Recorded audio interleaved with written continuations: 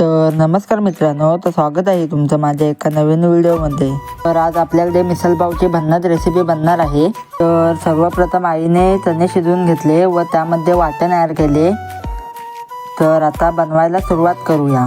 हे आहे आपल्या फोडणीचं सेटअप। तर तेल तापल्यानंतर आईने लसूण, जिरं, मोहरी, कढीपत्ता टाकली। त्यानंतर तिखट व आवश्यक मसाले टाकलं व सगळं व्यवस्थित परतून घेतलं व त्यानंतर आईने शिजवलेले चणे त्यामध्ये ॲड केलेले वाटण टाकून सगळं मिक्स करून घेतलं